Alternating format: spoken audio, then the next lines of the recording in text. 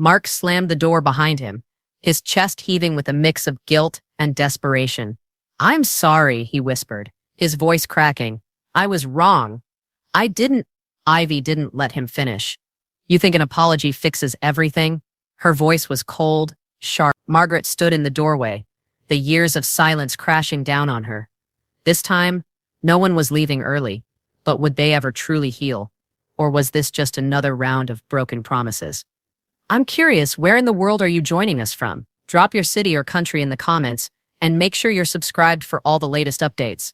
The kitchen smelled of garlic and butter, the kind of rich scent that could pull anyone out of their haze. Margaret's hands moved on instinct, arranging the last of the roasted vegetables around the casserole, then setting the golden peach cobbler at the center of the table. It was all the food they'd loved growing up, the kind she made for Sunday lunch, without fail, each week. The casserole was bubbling slightly, steam rising from the freshly baked top, and the cobbler had that perfect golden brown hue she'd always been proud of. It was her way of saying, "I love you." She stood back smiling at her work, but the smile faltered. Her son Mark entered first, phone in hand, eyes glued to the screen. Ivy followed, earbuds tucked into her ears, scrolling on her own phone. Margaret's chest tightened, but she said nothing. They had become like this. The house, once alive with chatter and laughter, felt quiet now, almost hollow. "Lunch is ready," she said, her voice carrying the soft pride of a woman who had spent hours in the kitchen, perfecting every detail. She spoke slowly, as if trying to pull them out of their digital worlds, but neither looked up. Ivy slid into the seat closest to the window, still absorbed in her phone. Mark mumbled something about being in the middle of something important and shuffled his plate to the end of the table. Margaret blinked. She thought about the days when they would crowd around this very table, laughing, talking over each other, asking for second helpings. She hadn't imagined that it would be like this. The sound of clinking silverware felt loud in the silence that followed. Her hands, now slightly trembling, gently placed the casserole dish on the table. She cleared her throat, but it came out as a whisper, lost in the clatter of Mark's phone vibrating. "Pot roast," she said, offering a smile. "Just like you used to love. And your favorite Ivy cobbler." Ivy didn't even glance up, her lips twisted into something that wasn't quite a smile. Margaret's heart skipped a beat. "Ugh," Ivy muttered half under her breath. She pinched her nose dramatically. "Let's go somewhere that doesn't smell like old people." The words hung in the air, sharp, cutting through the haze of Margaret's hope like a shard of glass. Mark let out a weak laugh. "She didn't mean it," he said, but the words fell flat, and the room seemed to shrink. The weight of the moment pressed against Margaret's chest, making it hard to breathe. Margaret stood frozen, her hands still gripping the casserole dish, her eyes fixed on the table, though nothing felt real anymore. How could Ivy, her own granddaughter, speak so cruelly? The laughter from Mark and Ivy's father, faint and distant, only made it worse, like they hadn't even noticed the wound. She could feel the heat of her face rising. It was as if all the love she had poured into the meal had evaporated, leaving nothing but a bitter, hollow ache in its place. She barely managed to say, her throat tight, as she excused herself. The laundry room door shut behind her with a soft click, and the tears came, silent and fast, hot on her cheeks. She wiped them away quickly, as if the simple act of crying in private would make her feel less invisible. It wasn't just the words Ivy had said, it was everything. All the years of small hurts that had built up until they felt like a weight she couldn't lift. She stayed there for a long time, listening to the sounds of the house, distant and muffled. Mark's voice, Ivy's laughter. But it wasn't for her, it never was. She took in a shaky breath, wiped her eyes again and walked back out. But when she entered the dining room, something else hit her with the force of a slap. The table had been cleared.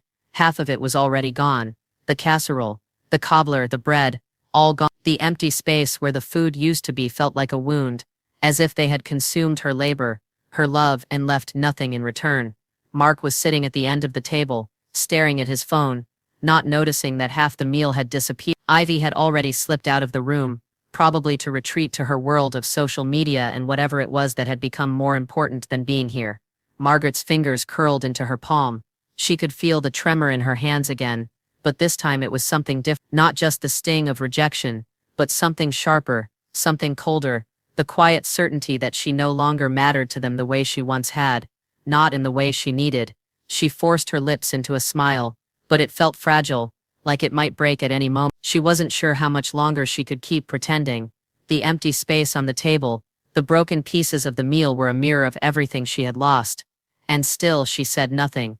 The doorbell rang, its sound sharp against the silence, signaling the exit of the last few guests. The plates, once heaping with Margaret's Sunday meal, were now reduced to mere scraps. Her fingers lingered over the edge of the countertop, as though they could still feel the weight of what had been a moment ago, a vibrant feat. Mark was already in the driveway, his car's engine running, ready to speed off as if the gathering had never happened. Ivy was next to him, texting something furiously, no more than a shadow in the kitchen, as Margaret watched the tail end of the family retreat into the dimming sunlight. The clatter of boxes being packed and the low hum of laughter from the driveway were distant sounds, so far removed from the warmth she'd tried to create.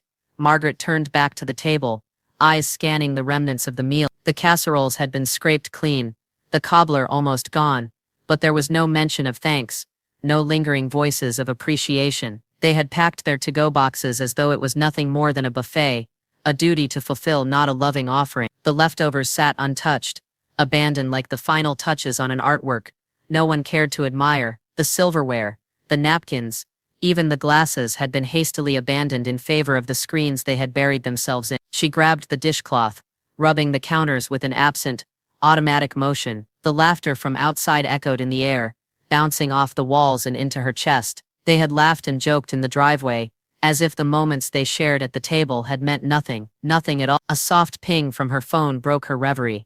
She wiped her hands dry, then picked it up, dreading what she might find. Ivy had posted a photo of the meal, or rather what was left of it. Her fingers hovered over the screen as the caption loaded. "Old lady smells dried chicken." Margaret felt her stomach twist. The words were so careless, so flippant. She knew the food hadn't been perfect, but it had been made with love, with effort, with the kind of dedication that went unnoticed. She wasn't expecting accolades, but this felt like a slap. The image flashed on the screen, Ivy, eyes wide in exaggerated disgust. Her lips curled into a mocking smile as she sat in the corner of the dining room, holding up a half-empty plate. Her heart sank deeper as she scrolled, only to find her daughter-in-law, Linda, had reposted the image with a slew of laughing emojis. A small sickly laugh escaped Margaret's throat, though it lacked any real humor. She set the phone down on the counter, her fingers now stiff against the porcelain. The kitchen felt too quiet again. The air felt cold and sharp, like the edges of a broken vase. She had spent so many years building a life, a family, a home, and now all she could see was the fractured reflection of what had been. She felt invisible, a presence felt only when it was convenient or necessary. Her finger hovered over the Facebook app, the one that had once been her window into her children's lives, into the fabric of their world. It had become a quiet battlefield, a place where she was seldom mentioned, and even more rarely acknowledged. With a heavy exhale, Margaret opened the app. She scrolled through her feed, her eyes scanning posts from distant acquaintances, but they felt too distant. Even the smiling faces of her grandchildren, when they were younger, seemed like someone else's memory. Her thumb pressed down on the screen, and without a second thought, she deleted her account. A sharp sound from the living room caught her attention. She hadn't noticed before, but it was the low murmur of Ivy and Mark chatting in the driveway, their voices now rising in volume, layered with the clinking sound of car doors shutting. She looked at the clock. It wasn't even 5 o'clock, but they were already gone, already moving on with their lives. The loneliness threatened to overwhelm her, but there was something sharper than loneliness now. It was the stark realization that she wasn't needed, not in the way she had once believed, not in the way she had always longed for. Her phone buzzed again. This time it was a message from Sheila. "How's everything? How was the meal?" Margaret stood still for a long moment, then typed her response, though the words felt heavy in her hands, reluctant to leave her mind. "It wasn't what I hoped. They barely noticed. Ivy," she posted something on social media, "mocked me." Her mother reposted it. A small pause, then another ping. Sheila's message came through, warm and understanding. "Maybe it's time you stop feeding people who aren't hungry for you." Margaret read the words again, feeling them press against her chest like a truth she didn't want to face. She stared at the phone, wondering if it was time to step away, to stop trying to offer herself, to stop giving when it felt like nothing was returned. But as much as Sheila's words rang true, they also felt like a betrayal to what Margaret had always believed, that love should be unconditional, no matter the cost. She set the phone down again, and turned toward the kitchen, her eyes landing on the pile of plates in the sink. Something caught her eye, a dish cracked along its edge, tucked into the trash. Her heart skipped. It was a dish her mother had given her, a family heirloom, something that had been passed down through generations. She hadn't noticed it earlier, but now the damage was clear. It was broken, discarded like everything else. Like her. Margaret's hand trembled as she reached for the dish. The sharp edge of the crack caught on her fingers, and for a moment, she just stared at the broken piece, trying to make sense of it all. And then, just as quickly, she pulled it out of the trash and cradled it against her chest, the weight of the loss settling in deep.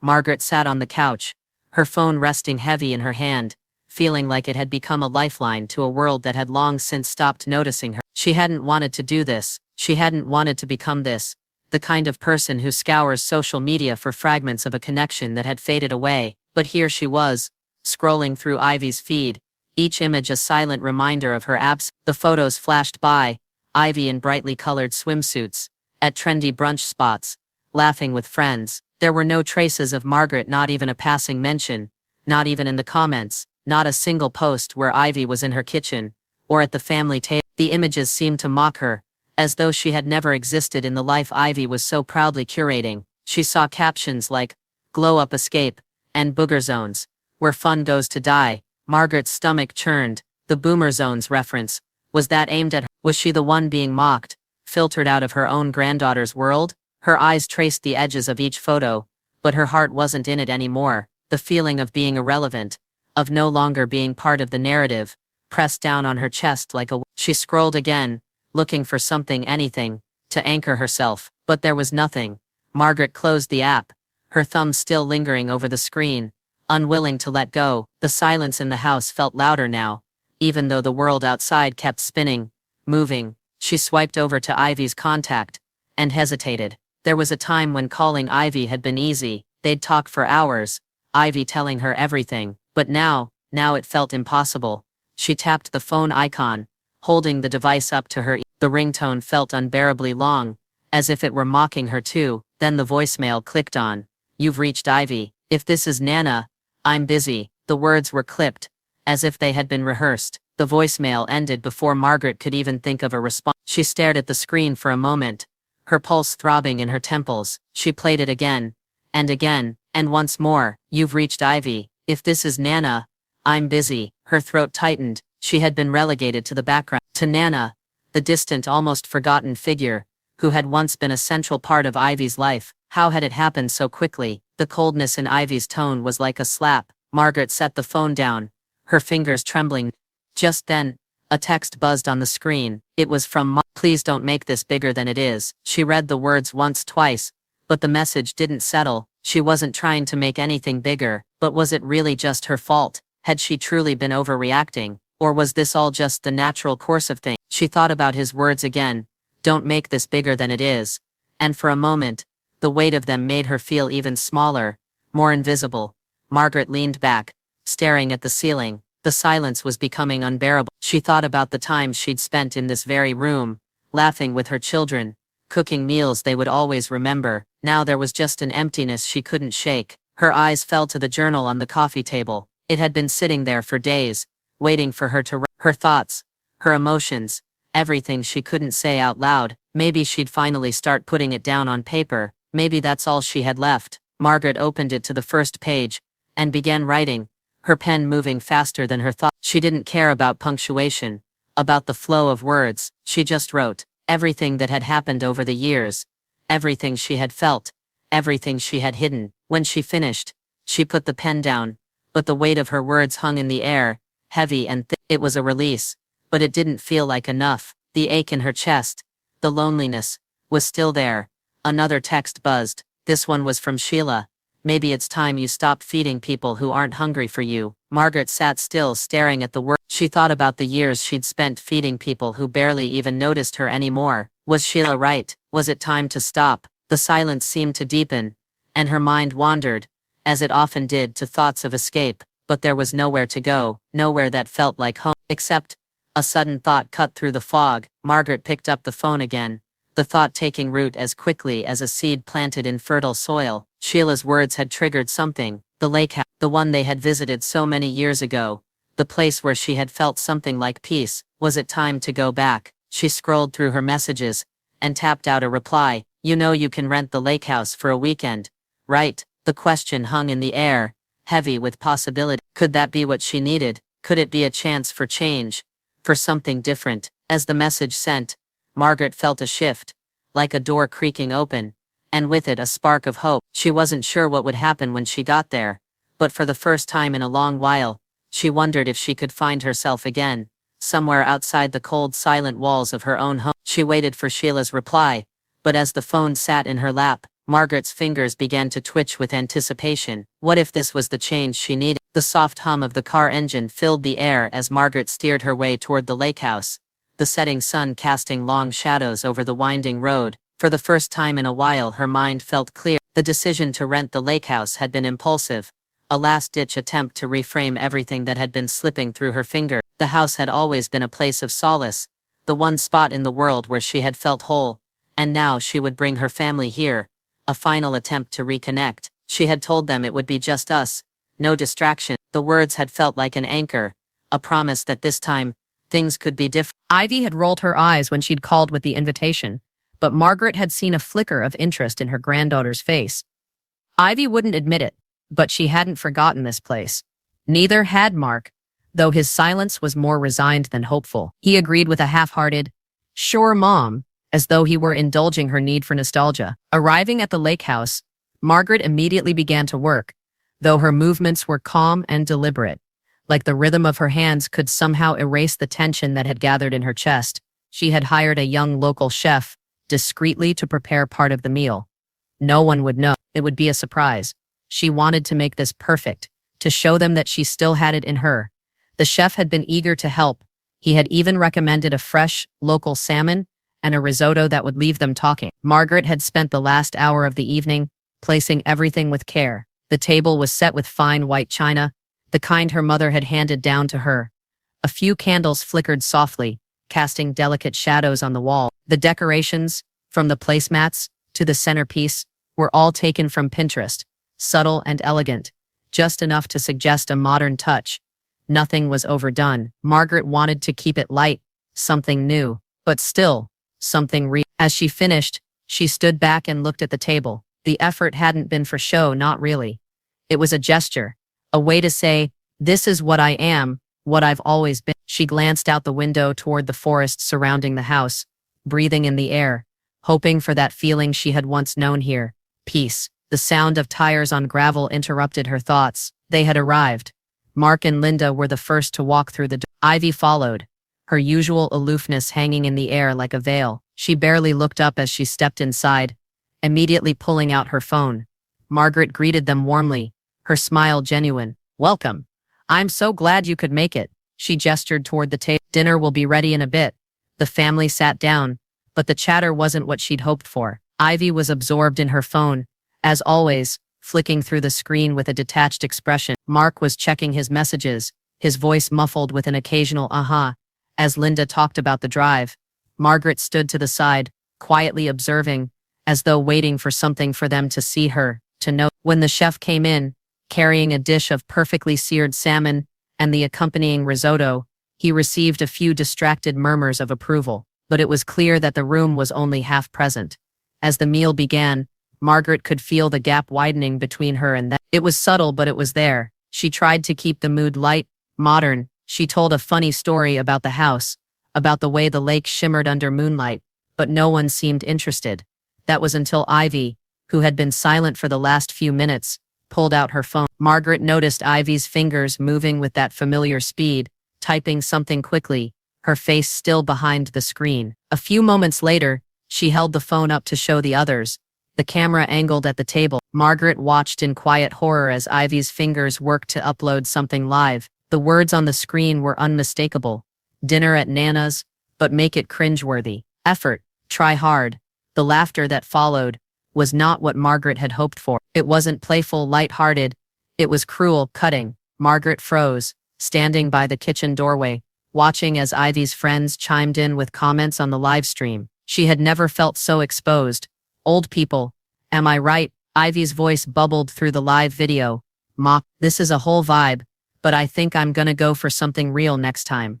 Margaret's breath caught in her chest, her face flushing, as she realized Ivy had no idea she was standing there. The room felt suffocating. The taunt was sharp. Ivy was mocking everything. The effort, the love, the history of it all. Margaret's heart squeezed in her chest. With every comment Ivy read aloud, every laugh that echoed around the room, Margaret's grip on the doorframe tightened. A moment of stillness passed, and then, finally, Margaret stepped forward, her voice calm but unmistakably firm. Ivy, she said her granddaughter's name, quiet but clear, and for a moment, the room went silent. Margaret could feel the weight of the gaze that landed on her, the tension hanging like smoke in the air. She stood there, a presence in the room for the first time all evening. The question hung between them, raw and real. Is this how you treat a gift? Margaret asked, her voice barely above a whisper, but sharp enough to cut through the silence. And there it was, everything she had held back, all the years of unspoken hurt and longing, suddenly spilling out. Ivy's face went pale, her fingers frozen over the phone. The silence was unbearable. Margaret stood there, her words still hanging in the air, as Ivy stared at her, frozen. The phone remained gripped in Ivy's hand, her fingers rigid with the weight of the moment. There was something sharp in the stillness, like the tension before a storm, and Margaret could feel the storm brewing within her own chest. She had said it, she had confronted Ivy. Ivy blinked, as though trying to clear the shock from her expression. The phone still in her hand, Ivy's lips parted, but no sound came for a long moment. Her face flushed with embarrassment, but the irritation in her eyes remained. Margaret watched her granddaughter, searching for some sign of acknowledgement, some hint that Ivy understood the hurt she had caused. But Ivy just bit her lip, her gaze dropping to the floor. Finally, Ivy muttered, "Sorry," her voice flat, almost dismissive, as though the word had been forced out, no sincerity behind it. Margaret felt the sting of that apology, hollow and unsaid, floating between them like Mark's voice sliced through the thick silence. "Come on, Margaret. Let kids be kids." His words weren't harsh, but they were defensive, a shield for his daughter, even if he knew deep down that she had crossed a line. He barely looked up from his plate, the faint flicker of annoyance in his eyes barely masking his discomfort. "It's just a joke, you're taking it too seriously." Margaret felt her heart tighten, but she didn't let her frustration show. She took a slow breath and looked at her son, her voice calm but resolute. "Respect isn't a generational issue, Mark." The words weren't just for him, they were for herself too. She wasn't just asking for respect for her age, she was demanding respect for who she was, for the effort, the love she had poured into every part of this evening. She hadn't expected adoration, but she had expected something more than mock. Mark shifted uncomfortably in his seat, but his gaze softened, his mouth opened, as though to say something more, but he stopped. No more words came, and the air seemed to hold its breath in that space, heavy and fragile. Ivy didn't respond. She had already looked away, focusing on her phone once again, her thumb scrolling absent-mindedly across the screen. Margaret could feel the tension curling inside her, a knot she couldn't untangle. The evening had gone from hopeful to strained in the blink of an eye. The chef, sensing the shift in energy, brought out dessert with a flourish, a delicate lemon cake, with light whipped cream and fresh berries, the kind of dessert that should have invited conversation, laughter, but it didn't. The soft melody of the background music, once meant to enhance the atmosphere, felt awkward now, as if even the music knew it didn't belong in this space. The chef placed the cake on the table, and stepped back, looking between them with a tentative smile. He spoke a little too quickly, as though trying to fill the silence. "I hope you enjoy this," he said, his voice unsure. "I'll just leave you to it." He stepped away, retreating into the kitchen, his presence suddenly too loud in its absence. Margaret sat back in her chair, her gaze falling on the cake. The light from the candles flickered in the shadows, but her mind was far from the delicate dessert in front of her. She barely touched the food, pushing it around on her plate, feeling the weight of the room pressing in around her. It was no longer about the meal, it was about something deeper, something she couldn't put into words. The air was thick with unspoken things. Margaret kept her eyes on Ivy, who, despite the thin veneer of apology, was still lost in her own world. The phone never left her hand. Every so often, she would glance at the others, but there was no warmth in her gaze. She seemed to be somewhere far away, her attention scattered between the glowing screen and the space she had built between herself and the people who loved her. Margaret wasn't sure how long the meal lasted. Time felt slow and painful. She could feel the eyes on her, but no one said anything more. Mark had returned to checking his phone, his frustration disguised as indifference. Linda picked at her dessert, eyes darting around the table, avoiding any confrontation. Finally, Ivy pushed back from the table, her chair scraping loudly against the floor. Margaret's heart skipped a beat. Ivy didn't look at anyone as she walked out of the room, the door clicking softly behind her. Margaret sat frozen for a long moment, feeling the weight of the evening settle deeper into her bones. The house, once a place of memories, felt cold now. She waited, almost as though she could sense the change in the air, the conversation that never was, the apology that was never truly given. And then, she heard it, soft at first, like a ripple across the water, the sound of someone crying. Margaret's breath caught in her throat, and she stood, her chair scraping behind her, as she slowly walked toward the door. It was Ivy. Ivy was outside, sitting on the dock, her sobs barely audible over the creaking of the old wood. Margaret paused, her fingers trembling at the doorframe. There was so much she wanted to say, so much that had gone unsaid, but for a moment, she just stood there, listening to the sound of Ivy's hurt, and felt her own heart break. Should she go to her? Should she comfort her granddaughter? Margaret didn't know, but she knew one thing. The evening was far from over. Margaret's footsteps were soft on the wooden floor. As she approached the door, the weight of the evening still pressing on her chest. The quiet outside seemed endless, the cool air brushing against her face as she stepped out onto the porch. She could hear Ivy's sobs before she saw her, the sound of raw emotion, carried across the still night air, soft and unguarded.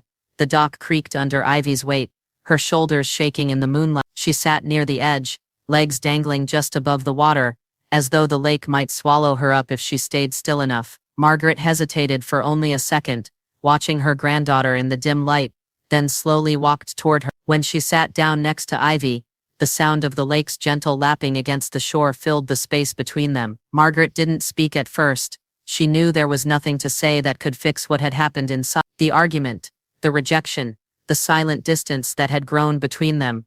It was all too heavy for words.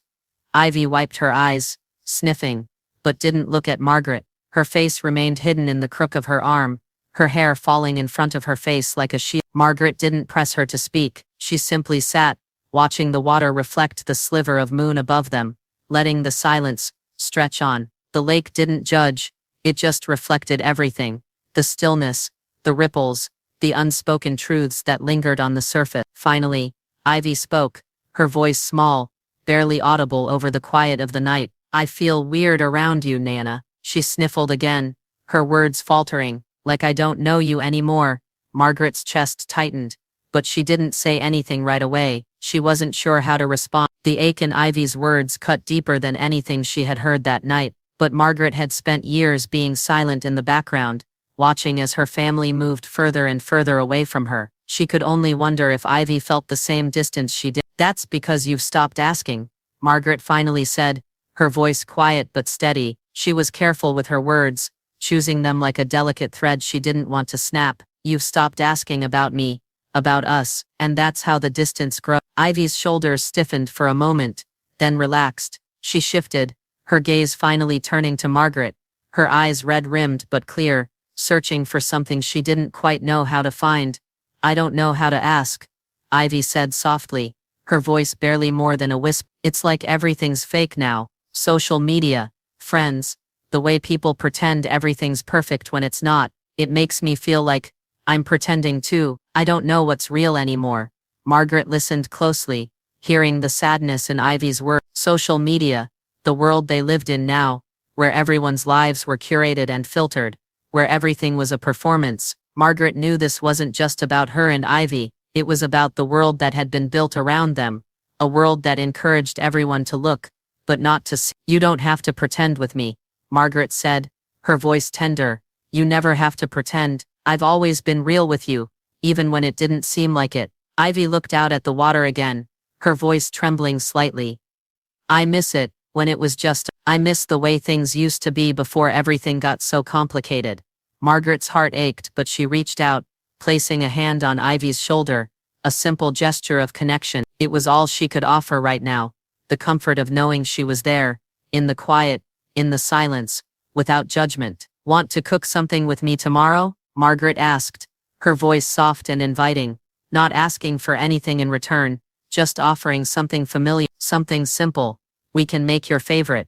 Ivy turned her head to look at her, her expression hesitant, but the smallest of smiles tugged at the corners of her lips. I'd like that. Her voice was quiet, almost shy, but it was a start, a crack in the distance that had grown too wide. The sound of the lake seemed to embrace them both, the ripples lapping gently at the dock, the night air cool and calming. For the first time all evening, Margaret felt the tension loosen. She could feel the space between them beginning to close, like the pull of gravity drawing them back together, piece by piece. But just as she thought they might stay there, in that fragile moment of reconciliation, her phone buzzed in her pocket. Margaret hesitated before pulling it out, the cold screen glowing in the darkness. She glanced at the message, then felt her stomach twist. We need to talk. Ivy saw something. It was from Mark. Margaret's fingers hovered over the screen, her breath catching in her chest. She didn't want to look back at the house, at whatever new hurt had been uncovered. She didn't want the evening to unravel again, not after everything that had just started to heal. But she knew, deep down, that the storm wasn't over. Ivy glanced over at Margaret, her expression a mixture of curiosity and caution. What is it? She asked, her voice barely above a whisper. Margaret set the phone down without answering, the words lingering in the air between them. There was something unspoken in the look Ivy gave her, a flicker of something that made Margaret's heart sink. Whatever had happened, whatever Ivy had seen, was only the beginning. Margaret's hand trembled as she stared at the message on her phone, the words burning through her like acid. We need to talk. Ivy saw something. The lake was still, a perfect mirror reflecting the moonlight, but inside, the air had thickened with something darker, heavier. She had hoped in some small part of her, that the night had finally begun to heal, that maybe, just maybe, she and Ivy could find their way back to each other. But now, as the door to the house loomed in front of her, she knew that what awaited inside wouldn't let them rest for long. She stood up slowly, her heart pounding as she walked back to the house, Ivy trailing behind her. She didn't say a word, neither did Margaret. They both felt the heavy weight of what was coming, the quiet before the storm that never quite left. Inside, Mark was already there, pacing in the living room. His posture was rigid, his hands clenched at his sides. As soon as he saw Margaret, his face darkened, a storm cloud gathering on his brow. I need to talk to you, Mark said, his voice tight, low. Ivy saw something she wasn't supposed to. Margaret's stomach dropped, the space between them closing in on her. She braced herself, though she wasn't sure for what. What do you mean? She asked, her voice steady despite the rising panic inside her. Mark's jaw clenched. Old photo. From when Rachel was sick. Ivy found them. She didn't know about that part of her mom's life, and now it's all she can think about. I don't need you stirring things up, Margaret. You should have left it alone. Margaret's throat tightened at the mention of Rachel, her late daughter-in-law. The memory of Rachel's illness, her final months, still haunted her. She could feel the hurt and the guilt rising, but she kept it at bay. This wasn't about her. It wasn't about the past. I didn't stir anything up, Margaret said, her voice quieter now. I never showed Ivy those photos. She found them herself. I didn't want her to see any of it. She's old enough to make her own choices, Mark. Mark's frustration boiled over, and he slammed his hand against the back of the couch, making the room vibrate. You never know when to let the past stay buried. Rachel's gone, Margaret, and the last thing we need is Ivy dredging up that trauma. You can't keep living in the past like this. Margaret's heart twisted. The past had a grip on all of them,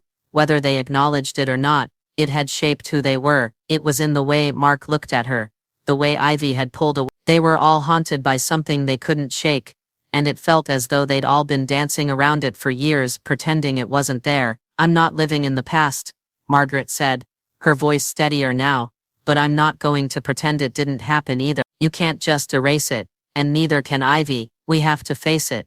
Mark looked at her, his eyes burning with unspoken anger. For a moment neither of them said anything. The air was thick with things unsaid, like a wound that had never healed properly. Then, without another word, Mark turned and stormed out of the room, the front door slamming behind him with a finality that seemed to echo through the house. The sound reverberated in the silence, marking the end of a conversation that had never really been finished. Margaret stood there, rooted to the spot, The walls felt like they were closing in on her. This wasn't how she had wanted things to go. She had hoped to fix the rift between them, but it seemed like every attempt just made it worse. It wasn't just the photo album. It was everything. The things they never talked about. The way they tiptoed around the truth of who they had all become. Ivy's voice broke through her thoughts. "I didn't mean to get you in trouble, Nana," she said softly, her words barely a whisper. Margaret turned to find her granddaughter standing by the doorway, her face shadowed with guilt. Margaret took a step toward Ivy, her heart aching. She reached out, her hand resting gently on Ivy's shoulder. "You didn't get me in trouble, sweetheart," she said, her voice soft, though the sting of Mark's words still lingered. "I just wanted you to understand." Ivy didn't meet her eyes, but she nodded, the weight of her own feelings clearly pressing on her. She was trying, Margaret knew that, but it felt like they were both caught in a cycle, trapped by the things they couldn't say, by the past they couldn't quite leave behind. Margaret pulled her into a gentle hug, her hand stroking Ivy's hair. "We'll figure this out," she said, though she wasn't sure if she was speaking to Ivy or to herself. She wasn't sure if the healing could come this easily. She wasn't sure if they could repair the damage that had been done. When they finally pulled away from each other, Margaret noticed the journal she had left on the table earlier. Her heart sank when she saw it, its pages open, the cover cracked slightly from use. As she walked over to it, something felt off. The pages were marked, folded back in odd ways. She slowly flipped through them, her fingers trembling as she turned each page. And then she saw it. The pages were ripped out, large sections of the journal missing, the paper torn jaggedly. Margaret's breath caught in her throat. Who had done this? Why? And what had they found? She glanced over at Ivy, who was standing quietly by the doorway, her eyes averted. And in that moment, Margaret realized the storm wasn't over yet. The journal lay open in front of Margaret, the jagged edges of the torn pages mocking her as she ran her fingers over them. She could still feel the weight of her thoughts inside those pages, the years of silence and hurt that she had poured onto the paper. But now, someone had violated it. Someone had read her secrets without permission. And in that quiet betrayal, something in Margaret cracked. The silence in the room stretched out as she turned toward Ivy, her voice low and steady, though her hands trembled. "Did you touch my journal?" Ivy looked at her, her eyes wide with shock, and shook her head quickly. "No, Nana, I didn't. I swear." Margaret could see the truth in Ivy's eyes. There was no guilt in her expression, just confusion. But that wasn't enough to calm the rising storm inside Margaret. Who else had been in the house, rifling through her personal things? Who had taken that step into her world without asking? Before Margaret could say anything else, Linda's voice interrupted from across the room. "It wasn't Ivy. Margaret, you know that. But Mark," she hesitated, her face tight with the tension that had been building all evening. "He doesn't like you taking space. You've always been more open than him. He doesn't get it."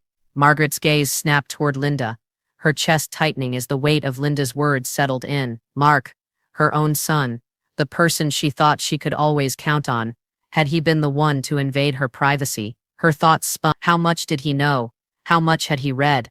"I'll talk to him," Margaret said, her voice hardening. She didn't know where the strength came from, but it was there, rising from the pit of her stomach.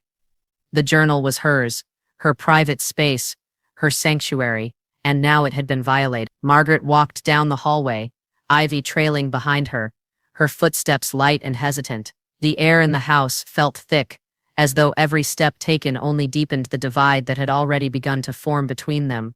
She found Mark in the living room, his face buried in his phone. The tension in the room was palpable, thick enough to slice through. She stood in the doorway, the sound of the air conditioner buzzing in the background, and let the silence stretch between them.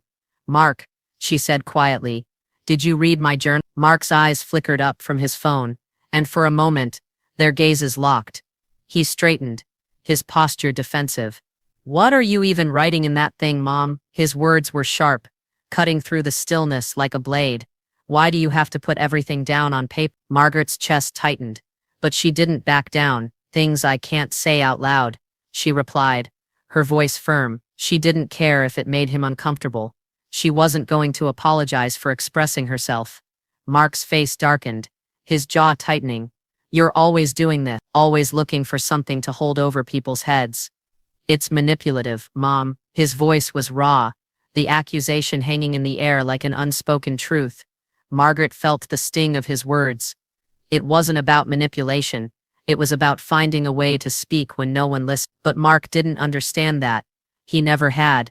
She's choosing to know me, Margaret said, her voice quiet but filled with something that felt like finality. And that scares you. Mark's expression faltered for a split second, his eyes flicking toward the door. He opened his mouth, but the words never came. Instead, he exhaled sharply, his frustration spilling out in a short breath. Without another word, he stood up abruptly and grabbed his jacket. I can't deal with this right now. His words were final, his voice laced with anger and hurt. He didn't even look at Ivy as he walked past, his footsteps heavy on the floor. Linda stood up, following Mark to the door, her face strained with tension. She didn't say anything to Margaret as she passed, just a quick glance, and then she was gone. The door slammed shut behind them, leaving Margaret and Ivy alone in the heavy silence of the house. Ivy lingered by the door, her gaze on the ground, her body language closed off. Margaret stood there, unsure of what to say. The storm inside her wasn't over, but it was different now. The moment felt more fragile, more delicate. She wanted to reach out to make things right, but she didn't know how. Finally, Ivy spoke, her voice soft, uncertain. Nana, I think I want to stay with you for the summer. The words hung in the air, a delicate thread that could unravel at any moment. Margaret's heart skipped in her chest, the weight of the offer settling in. She didn't know what to say. The space between them had felt endless just moments ago, but now, there was a possibility of something new, a shift, a change. Margaret looked at Ivy, her granddaughter, the one she had loved and lost touch with. Maybe this was the way forward. Maybe this was the chance to rebuild what had been broken. I'd like that, Margaret said, her voice soft but filled with something hopeful. But as the words left her mouth, a deep, unsettling feeling began to rise in her chest. They had a long road ahead of them, and with every step, the storm of their family would follow. Ivy didn't pack heels or crop tops, just her guitar and a note. When Margaret opened the door to let her in, there was something quiet and unspoken in the air. The weight of it wasn't heavy, but it lingered like a promise or maybe a quiet challenge. Margaret didn't know which, but she knew it didn't matter. It was just Ivy now, not the woman she had seen from afar at family dinners or holidays. They had something new, maybe something fragile but real. Margaret stepped aside to let Ivy bring in her duffel bag, and once it was inside, Margaret gave a small smile as if testing it out to see if it felt right. Make yourself at home, Margaret said, her voice softer than usual. Ivy nodded but didn't move much beyond the door. They both stood there for a moment, unsure of where to begin, as if there was some invisible shift between them, some unspoken understanding. In the kitchen, they moved into rhythm. Nothing spectacular, nothing planned, but it was new. Ivy pulled up a chair and took a seat at the counter while Margaret worked at the stove, her hands steady but slow. It felt almost nostalgic, the smell of tomatoes simmering, the sound of Margaret's spoon stirring the pot. After a moment, Ivy joined her, watching Margaret knead dough for pasta, her hands skilled from years of practice. Want to try? Margaret asked, handing Ivy the rolling pin, her eyes lighting up with the invitation. Ivy hesitated, then reached for it. Sure, she said, a little unsure, but when the dough began to yield under her touch, she found her rhythm. This is fun, she admitted, the smile on her face genuine. It wasn't about the food, it was about the quiet connection that had been missing for so long, a connection starting to stitch itself together, thread by thread. They worked in silence, sharing moments without the heaviness of expectations or guilt. Margaret taught Ivy how to make peach jam the way her grandmother had taught her. The sweet, syrupy scent of peaches filled the kitchen, mixing with the warmth of the pasta sauce. Later, they sat together at the small kitchen table, the evening sun casting soft shadows across the floor. Ivy pulled out a journal, her guitar lying beside her like a forgotten companion. I thought we could start a new tradition, Ivy said, flipping through the pages. A tradition swap journal. Like, things you used to do, things I do now. We can blend them, like this pasta. Margaret smiled, amused by the thought. You know, I used to make peach jam every summer with my mother, but I never thought to write it down. Ivy scribbled something in the journal, glancing up at Margaret. It's kind of like keeping a piece of the past and making it your own. Margaret watched her granddaughter, feeling that warmth settle in her chest. Maybe this was the beginning. A slow kind of mending, but there were still so many things they hadn't said, things that needed time to unravel, things like the way Ivy had never fully seen Margaret for who she was, or the way Margaret had let her distance herself for too long. They would get there. The next day, Ivy pulled out her phone. "I want to set up an Instagram account for you," she said, her eyes sparkling with excitement. "I'm sure you have lots of stories to share." Margaret raised an eyebrow. "Instagram. It's like a visual journal. You can share recipes, pictures, memories. It's like a scrapbook, but it moves." "Sounds like too much work." Ivy grinned. "That's the beauty of it. You don't have to do anything you don't want to." After a bit of coaxing, Margaret agreed. Ivy showed her how to upload photos, how to caption them. It was overwhelming at first. So many buttons, so many filters. But Ivy guided her through each step, and Margaret found herself laughing along the way. Before long, they had created a joint account. Nana and they posted pictures of the pasta they had made, the peach jam cooling in jars on the counter, a shot of the kitchen with flour dusted across the counters like snow. They decided to film a video just once. Ivy set the camera up, and they both stood in front of it, a little awkward, a little unsure. "Hi, I'm Ivy," Ivy began, "and this is Nana. We're starting a new adventure." She glanced at Margaret, who hesitated before nodding. "Hi," Margaret said, her voice soft, tentative. "We're here to share what matters, what we've learned, and what we're still learning." Ivy smiled, and reached out to hold Margaret's hand. "I'm sorry for missing out on what matters," she said, her voice cracking just slightly. "I've been so focused on other things, things that don't mean as much, but I want to change that. I want to focus on the right things." The video ended with a pause, and for a moment, everything felt perfect. It felt like they had finally found something that was theirs, something on. Then the notifications started flooding in. Within hours, the video had gone viral. People shared it, commented, and liked it. Their following grew, and with it, a sudden unexpected attention. It was strange, thrilling, but Margaret couldn't help but feel a sense of pride. She was out there now, in a way she hadn't been in years. But then the door slammed open. Mark stood in the doorway, his face a mix of anger and frustration. "Take it down," he demanded, his voice harsh. "Now." Margaret froze, staring at her son. Ivy stood beside her, her face pale, as Mark stepped closer, his words cutting deep. "You don't get to air our dirty laundry for the whole world to see."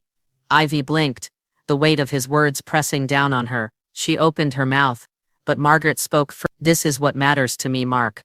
Why is that so hard for you to understand?" Ivy's voice was quiet, but the words were final. "He's ashamed of how we made him look."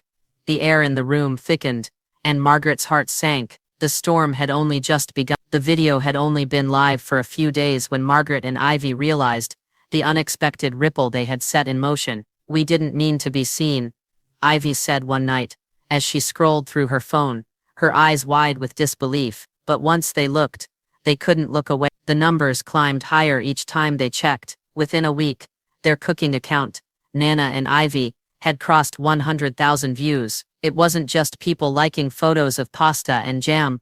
There were stories flooding in, comments from other grandparents, sharing their own tales of love and regret, teens admitting they wished they could connect with their own families, the way Margaret and Ivy were trying to. Some even spoke of broken bonds, like echoes of their own fractured histories, reaching out in the hope that maybe, just maybe, their own wounds could heal too. The vulnerability, the honesty, they'd touched something raw, something people wanted to see. "I can't believe it," Margaret said, her voice soft, as she sat beside Ivy, both of them absorbed in the cascade of comments and messages. She'd never expected this kind of attention, never dreamed of it, but it felt right somehow. They weren't just making food anymore. They were offering pieces of themselves, little bits of honesty that people were hungry for.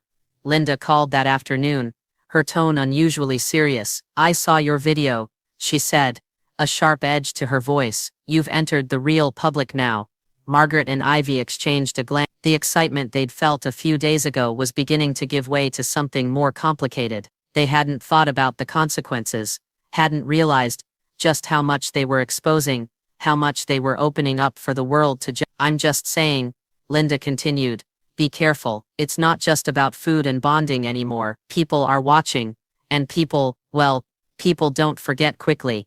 Margaret nodded, trying to take in Linda's warning. She hadn't thought about how far this would go, hadn't considered the ripple effect, the layers of attention that came with sharing their story. I know, Margaret said, her voice quieter, but it feels like it's time. We're finally being honest. Linda sighed. Just make sure you're ready for whatever comes next. It wasn't long before the first message came through from Mark. Take it down. The words were short, precise and steeped in frustration. Ivy read the message aloud, her fingers tapping nervously against the screen. Margaret's heart sank, but she didn't let it show. He doesn't want us to share this anymore, Ivy said, her voice barely above a whisper. He doesn't even have a right to be angry, Margaret replied, though a part of her felt a twinge of guilt. Was she pushing too far? Were they really ready for this kind of exposure? Ivy sat up straighter, her lips setting in a firm line. What does he think we're doing here? It's not about him. It's about us, about me and you. Margaret nodded, a slow realization forming inside her. This wasn't for Mark. It wasn't about him or his discomfort. This was about what she and Ivy were building together, about something real. They sat for a moment in silence, the weight of Mark's message heavy in the room. Then, a second message arrived. It wasn't just a simple text this time. It was official, a legal document. We require you to remove any content that could potentially cause harm to the family's reputation or privacy. The words were formal, even colder than before. Ivy's lips curled into something between a laugh and a snarl. He's acting like he's the one who's been wronged. Margaret read the message through slowly, a rising sense of determination settling in her chest. She was done hiding. I'll respond. Politely, her fingers tapped the phone's screen with practiced precision. Thank you for your concern, Mark. We are not taking it down. She set the phone down, and Ivy let out a breath she didn't realize she was holding. You're sure? Ivy asked, her voice softer now. It feels like a stand. Margaret nodded. It's the first time in a long time I've felt like I have something that belongs to me, something that's mine. They both turned toward the screen, the comments still streaming in. The weight of those words settled in, a mix of warmth and apprehension. Mark wasn't done yet, but neither was Margaret. This wasn't just about cooking, it was about something deeper, something broken, and still in the process of healing. As night began to fall, Ivy stayed up later than usual, scrolling through the comments. Her face softened as she read one particular message aloud. There's someone here, says they don't talk to their grandmother anymore. They don't even know why. They're saying they want to try again. Margaret's heart caught in her throat. That's everything. I know, Ivy said quietly, looking over at her grandmother. I think this is what we were meant to do. The words hung in the air, a new understanding building between them. But before Margaret could say anything, Ivy turned her attention back to the phone, her fingers hesitating over the screen. Do you ever wish you'd done it differently? Ivy asked, her voice tentative, as though the question had been waiting for the right moment to come out. Margaret stared at her granddaughter, unsure of how to answer. The storm was far from over, and so many things felt unresolved. But in that moment, for the first time in a long while, she felt like she was starting to see the road ahead. I don't know, Margaret said, her voice quiet but resolute. I don't think we can go back, but maybe we're doing this right now, just as we are. And for the first time in years, Margaret didn't feel the need to apologize for it. Margaret stood at the kitchen counter, the knife in her hand hovering over a fresh onion. Her movements were steady, but her mind raced, tangled in a web of thoughts she wasn't sure she was ready to untangle. The smell of garlic and spices filled the room, the comforting scent of something familiar, something safe. But beneath it all, a quiet storm brewed. She had a letter hidden in her drawer, words she had written, but hadn't yet dared to speak aloud to Ivy. I almost told her everything, Margaret whispered to herself, the onion finally yielding to the blade. But not yet, not when she was finally smiling. It wasn't that she didn't want to share. It wasn't even that she felt angry anymore. But there was something about Ivy's laughter, the way her eyes sparkled as they worked together, that made it hard to want to destroy the fragile peace they had started to build. Margaret had already lost so much time with Ivy. Could she risk losing even more by revealing the truth of her own heartache? The past wasn't something you could just pull out of a drawer and lay bare. It didn't belong on a screen, didn't belong to anyone but the ones who had lived it. Ivy stepped into the kitchen, her usual enthusiasm lighting up the room. "What are we making today?" she asked, leaning against the counter, her arms crossed and a smile playing on her lips. Margaret hesitated for a moment before answering. "Spiced lentils and lemon cake, the way my mother used to make it." "I thought you'd like that." Ivy's eyes lit up. "Yes, I've been craving something different. I'd rather eat your old people food than anything else now." The words were light, casual, but something about them made Margaret's chest tight. Old people food. That's what Ivy had called it. But there was something in the way Ivy said it that made Margaret feel seen for the first time in years. For all the years of silence, of being brushed aside, this moment felt like a break. She would give Ivy this, a taste of the past, something that belonged to them both. They began working together, Ivy stirring the lentils while Margaret measured out the flour for the cake. They didn't talk much as they worked, but their movements flowed in sync, like the kitchen was their shared language. Every so often, Ivy would glance over at Margaret, catching her eye and smiling. It was effortless. The connection between them now, it felt real, this new version of their relationship. The batter for the cake was thick, creamy. Margaret poured it into the pan with practiced hands, her movements rhythmic, almost soothing. Ivy added a few sprigs of rosemary to the lentils, her brow furrowed in concentration. "How's this?" Ivy asked, lifting the spoon toward Margaret. "Perfect," Margaret replied, her voice gentle. She looked at Ivy, her chest tightening again, but this time for a different reason. There was something raw in her granddaughter's openness, in the way she was letting herself be part of this part of her. But still, Margaret couldn't shake the feeling that there was something Ivy didn't know, something she hadn't said yet. And now that they were so close again, now that they had this shared space, could she keep holding it back? Linda's voice echoed in her mind, clear and firm. "Tell her, silence is what broke everything in the first place." Margaret closed her eyes, the weight of her sister's words sinking. She hadn't told Ivy the whole truth about her mother's final days, the pain, the regret, the silence that had defined so much of their relationship. The letter she'd written months ago still sat in her drawer, waiting unfinished. What was the point of sharing it now? Wasn't it too late? But maybe Linda was right. Maybe silence had already done its damage. She wiped her hands on a towel, glancing at Ivy as she pulled the pan from the oven. The cake was golden and fragrant, the lentils simmering on the stove, filling the kitchen with warmth. "You've got a knack for this," Ivy said, her voice light, teasing. "I might steal your recipes and start a channel of my own." Margaret laughed, the sound feeling unfamiliar but good. "You're welcome to," she said, her eyes glinting with playful mischief. "But you can't steal my old people food. That stays in the family." Ivy smiled, biting her lip as she gazed at the golden cake. "Good, I'm glad." Margaret met her gaze for a moment, a soft smile on her lips. Ivy had no idea how much that simple admission meant to her. She had given so much of herself to others, her son, her ex-husband. But this was different. This was real. Ivy was finally seeing her for who she truly was. The cake cooled on the counter as they sat down at the table, their plates filled with warm lentils and cake. It was simple, but it was theirs. For a few moments, there was peace. But then, as Ivy cleared the table, Margaret's eyes fell on the letter she had tucked away in the drawer. Her heart skipped a beat. She had almost forgotten it. Almost. Ivy had been right. This was what mattered. This was their moment.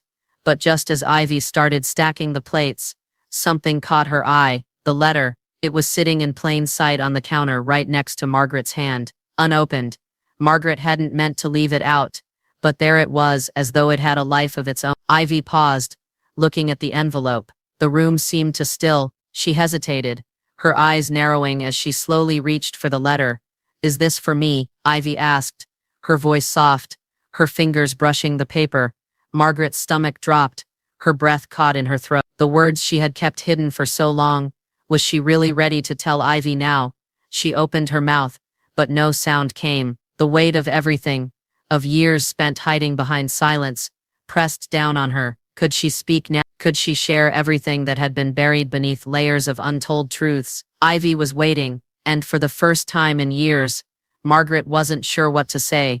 Ivy's fingers trembled as they traced the edges of the envelope, the paper crinkling under her touch. The silence in the room felt vast, stretching out with every second that passed. Margaret's breath hitched, but she didn't speak. There was nothing left to say. The letter was there, its presence as heavy as the years of unspoken words between them. Ivy lifted it, the seal still intact. She held it for a moment, her eyes flicking between Margaret and the letter. Then, slowly, deliberately, she began to tear it open. The rustle of paper seemed unnervingly loud, and Margaret's heart hammered in her chest as she watched. Ivy unfolded the letter and began to read aloud, her voice soft but steady. "Dear Ivy," she began, her eyes scanning the first lines. "I've kept this inside for too long, and maybe I should have said something sooner, but I didn't know how. I didn't know what the right words were. But here they are, the truth at last."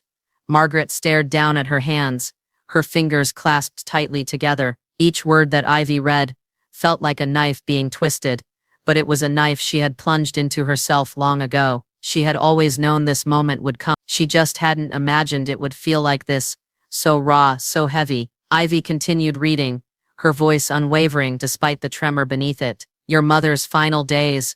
I tried to be there for her. I tried to make things right, but your father shut me out. He kept me at arm's length, told me I couldn't help her, that I wasn't welcome in her care. It broke me, and I let it.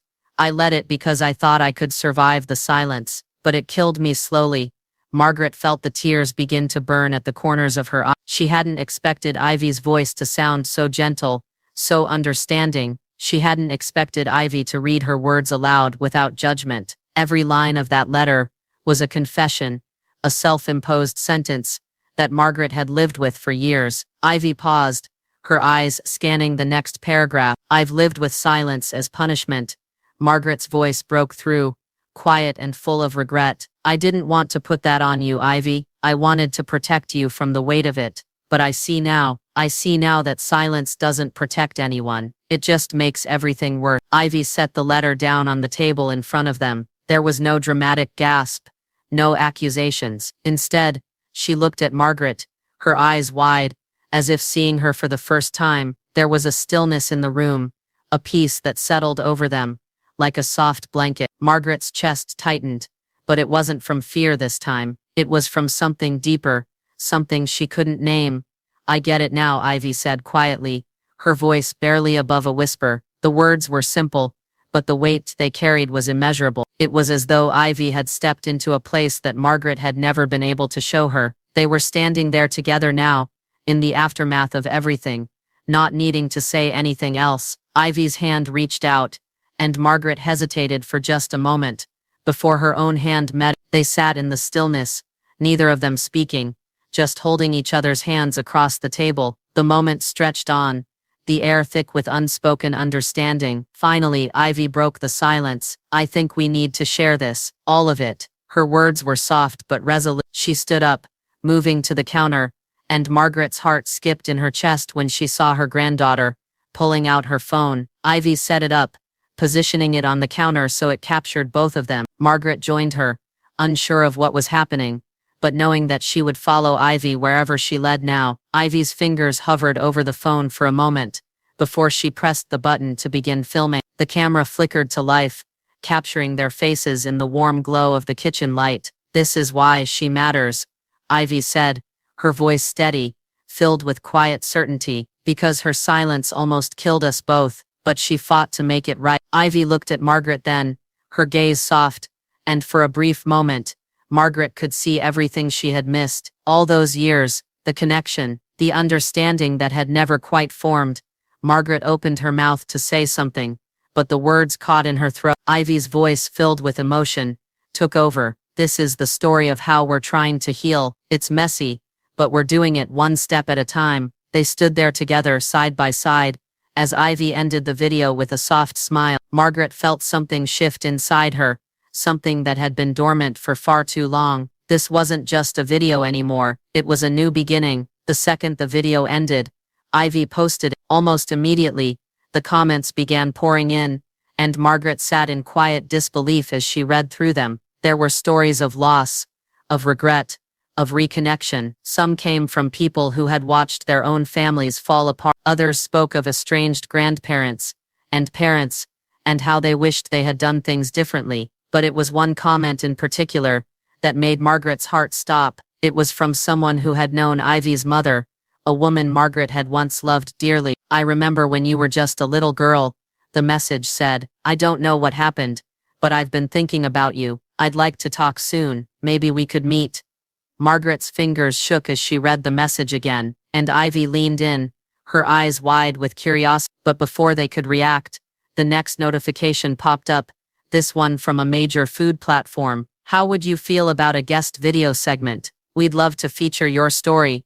Margaret's breath caught. She looked at Ivy, her eyes wide with disbelief. This was happening. A new chapter was opening, and it felt like the world was finally ready to listen. The day of the shoot arrived with an energy that was both exhilarating and nerve-wracking. Margaret stood in front of the stove, her hands trembling ever so slightly, as she stirred a pot of spiced lentils. The ingredients, the smells, they were all so familiar, yet today felt different. She glanced over at Ivy, who was standing by the counter, arranging the dishes with the meticulous attention of a seasoned stylist. "We weren't polished," Margaret whispered to herself, looking at the scene around her, "but we were real, and that mattered." Ivy caught her eye and grinned. "You'll do great, Nana. Just remember to season it like you always do." Margaret nodded, the familiar rhythm of the kitchen grounding her. She had cooked for years, each dish a reflection of something deep inside her, something she hadn't always been able to express in words. But today the act of cooking felt different. It wasn't just about the food. It was about telling their story, sharing their healing, their journey, their generational bond. Through these flavors, the producers arrived, their cameras and lights set up, ready to capture every moment. It was a bit chaotic at first, with Ivy moving around like a whirlwind, directing the setup with artistic flair. She arranged bowls of ingredients, garnished dishes with fresh herbs, and made sure every detail on the set was picture perfect. Margaret worked quietly beside her, adjusting the seasoning in her lentils, a dash here, a pinch there, fine-tuning the flavors just like she had done 1,000 times before. "They love the authenticity," Ivy said, glancing up from the counter as a producer observed them. "They said they haven't seen anything like this." Margaret smiled faintly, though a knot of nerves still lingered. Authenticity. She hadn't known how much she'd longed for it, until now, to be seen for what she truly was, without the mask of perfection, without the burden of expectation. Ivy had always been the one to reach for the stars, and Margaret had always kept her feet firmly planted on the ground. But today they were doing this together, standing side by side in front of the camera, sharing the food that had bound them together for so many years. Linda, who had flown in just for the occasion, stood behind the scenes watching with pride. She leaned in toward Margaret as they prepped a new batch of dough for the lemon cake. "You two are something else," she said, a genuine smile on her face. "I knew it was going to be special, but this," her eyes swept over the set, over Ivy arranging the dishes, over the producers laughing in the background. "It's magic." Margaret chuckled, wiping her hands on a towel. "Maybe it's just the food." But Linda wasn't listening. She was too caught up in the moment, watching her sister and her niece in a way that felt like something long overdue. For once, she wasn't the mediator or the peacemaker. She was just a proud observer, watching the two of them find their rhythm, their place in the world again. The cameras rolled, and Ivy's voice rang out with confidence, introducing their segment, Generations of Flavor. There was something beautiful in the way Ivy spoke, a rawness to her words that resonated with anyone who had ever felt disconnected from their roots, their family. Ivy talked about the dishes they were making, the memories tied to each one, and how this kitchen had always been more than just a space to cook. It had been a sanctuary, a place of refuge. "I used to think this place smelled old," Ivy said, glancing around the kitchen with a soft smile. "Now it smells like home." Margaret's chest tightened, but in a good way. She hadn't realized how much she had longed for those words, for Ivy to see this place as a haven, not just a relic of the past. It was more than the food. It was about the love and memories they had woven into every meal, every gesture, every moment spent together. The shoot went on for hours, with the crew moving seamlessly around them, capturing every laugh, every stir of the spoon, every glance exchanged between Margaret and Ivy. The rhythm between them felt natural, like a dance they had been practicing for years, and the cameras only captured a fraction of the love that poured into their cooking. As the final shot was wrapped up, Ivy and Margaret stood in front of the stove, both looking at the dishes they had prepared, spiced lentils, lemon cake, and the smell of memories hanging in the air. The producer called it a wrap, but the room still felt full, the air charged with something more than just the hustle of a day's work. Ivy turned to Margaret, her face soft with a smile that spoke of gratitude and something deeper. "We did it," Ivy said, her voice full of wonder. Margaret nodded, her eyes glistening. "Yes, we did." They stood there for a moment, taking it all in. And then as they began to clear the counter, Ivy's phone buzzed with a new notification. Margaret didn't think much of it until she saw Ivy's expression change, her eyes narrowing in surprise. "It's from Mark," Ivy said quietly, the smile fading from her face. She handed the phone to Margaret, and Margaret's fingers trembled as she read the message aloud. "She misses you more than she admits. So do I." The words hit Margaret like a wave. Mark. After months of silence, she felt her heart stutter in her chest, her breath catching as the weight of those words sank in. This was the first real sign of any kind of bridge being built since everything had broken. Ivy's voice was softer now. "Do you think he means it?" Margaret didn't know, but for the first time in a long while, she felt like maybe, just maybe, they were beginning to heal. The knock on the door wasn't expected. Margaret had been clearing away the last of the dishes from their shoot when the sound echoed through the house. It was an unfamiliar knock, light, hesitant, as though the person on the other side wasn't entirely sure they should be there. Ivy, still lingering in the kitchen, froze. Margaret wiped her hands on her apron and stepped toward the door, her heart suddenly racing with an unexplainable flutter of anticipation. She opened it, and there he stood. Mark. He didn't knock again. Instead, he just stood there with a pie in his hand. Apple, the crust golden brown with a slight burn on one edge, as though he'd tried and failed to perfect it. His face was a mix of guilt and something else Margaret couldn't place. He looked like he hadn't slept. I made this," Mark mumbled, his gaze dropping to the pie, then quickly flicking back up to Margaret's face. He was stiff, uncomfortable, as though he wasn't sure whether to be here or not. Margaret blinked, unsure of what to say. The world felt like it had paused for a moment, the air thick with unresolved history. "Come in," she said quietly, her voice more composed than she felt. "We were just finishing up." She stepped aside to let him in, the weight of the past crashing down on her with every second that ticked by. Mark stepped through the door, his movements awkward, hesitant, and for a moment, there was just silence between them, heavy, tangible. Ivy was at the kitchen counter, her back to them, her fingers tapping absently against the counter's edge. Mark looked over at her, a small flicker of something in his eyes. Regret, maybe? Guilt? Definitely. Ivy didn't say anything for a long moment. She simply stared at her father, her expression unreadable, and then without warning, she moved forward, wrapping her arms around him in a tight hug. It was brief, but in that moment, something shifted. Ivy pulled away, her lips pressed into a thin line, as though she'd given more than she had intended to. Her eyes flicked over to Margaret, and then back to her father. The silence felt less suffocating now, though still heavy with all that had been left unsaid. Mark looked at Ivy, his voice breaking slightly when he spoke. I'm sorry, Ivy. I should have been there more. Should have listened. Should have known better." His words hung in the air, raw, unfiltered, a sign of the walls that had slowly been crumbling between them. Margaret watched him carefully, noticing the exhaustion etched into his features. He wasn't just apologizing for the past few days or weeks.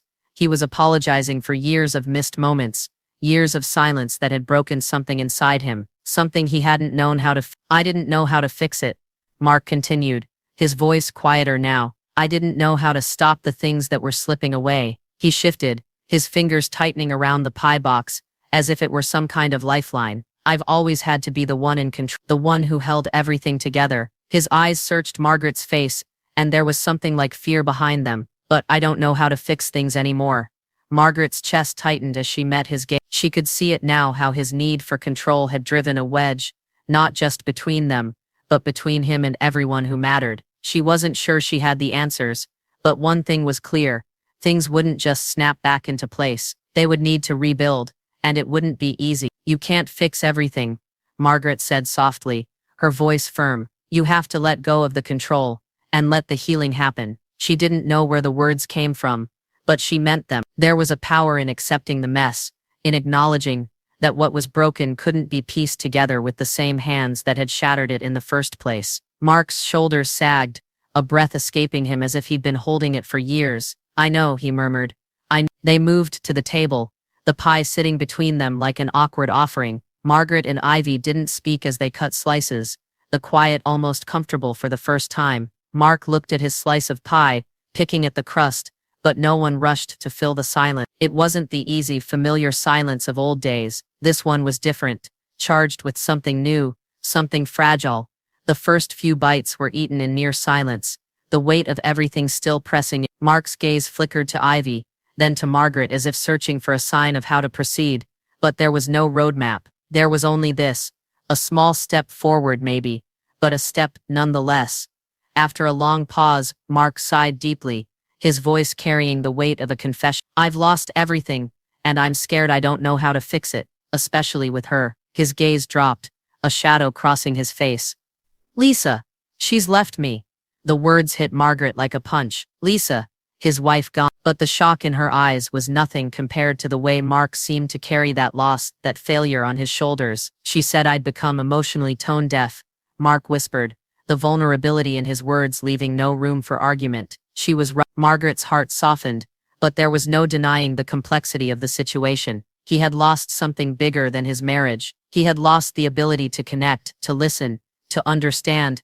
Maybe that was the lesson Mark needed to learn, the one he hadn't yet understood. Margaret set her fork down, her fingers trembling slightly. Then maybe this is your new beginning too, she said, her voice quieter now, but laced with something that could have been hope. She wasn't sure what he'd do with it, but the words had come, and for the first time in a long while, she didn't feel like she was speaking into the void. Mark looked up at her, his expression unreadable, and for a moment, there was no response, but there didn't need to be. Not yet, but something had shifted. It was small, like a crack in the foundation, but it was there, a chance to rebuild, together. A year had passed, but the air in Margaret's kitchen still held the same familiar warmth. It was early evening, and the sun's golden light filtered through the windows, casting soft shadows on the worn wooden table that had seen so many meals, so many moments of life. The kitchen smelled like home, like spiced lentils simmering on the stove, and the tangy sweetness of lemon cake baking in the oven. This time, no one was rushing off, no one was sneaking out early to avoid the inevitable tension. This time, they were all here together. Ivy hummed as she worked at the counter, carefully frosting the lemon cake, her hands steady, confident. Her laughter echoed in the room as she bantered with Mark, who was arranging a bouquet of fresh flowers in a vase with exaggerated precision. He had been to the farmer's market, picking out the best blooms for the occasion, a small but significant gesture. Margaret watched them both, a quiet smile on her face. The distance that once lay between them had been shrinking, step by step, meal by meal. Ivy turned toward Margaret, her face bright with pride. It's done, Nana, she said, sweeping the last touches of frosting onto the cake. You know, I think I finally got it just right. Margaret stepped over to the counter, her fingers gently brushing Ivy's shoulder. It looks perfect, sweetheart. I can't wait to taste it. A year ago, Margaret never would have believed this moment would come. So much had shifted in that time. So many apologies. So much healing. The conversations that had once felt impossible, the truths that had been buried for far too long, had found their way to the surface, where they could be dealt with. Now the silence wasn't a weight.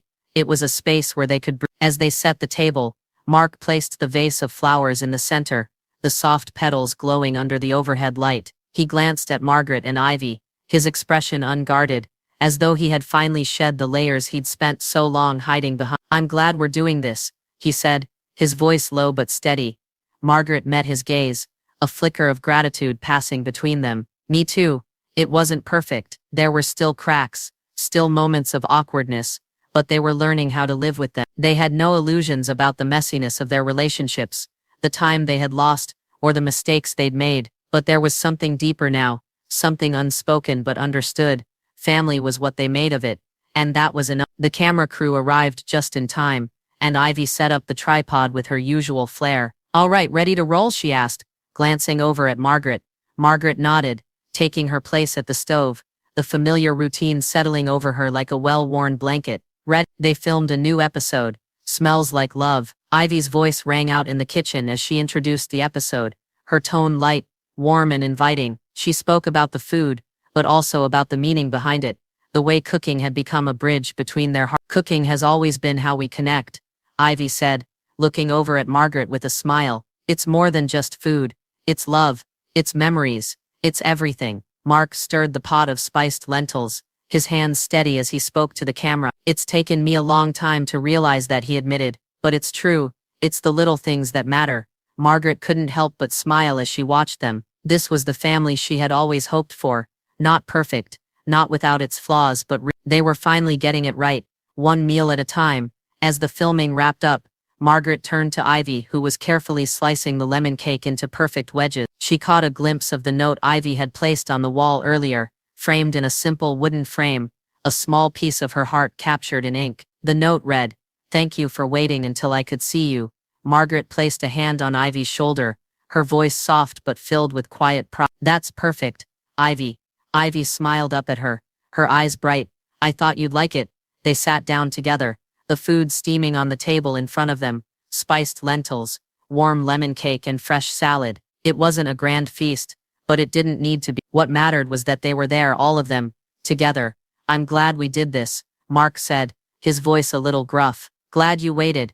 Ivy looked at him, her smile gentle but knowing. "I'm glad you showed up." The first few bites were shared in a comfortable silence, the kind that only comes after a long time of trying, of stumbling and growing together. They ate slowly, savoring the food and the peace that had finally settled between them. As Margaret cut into the lemon cake, the tangy scent filling the room, she paused for a moment, her eyes catching Ivy's across the table. The camera had been shut off, the crew packing up, but the moment felt timeless. Margaret sliced the cake into perfect pieces, her hands steady as she passed a slice to Ivy.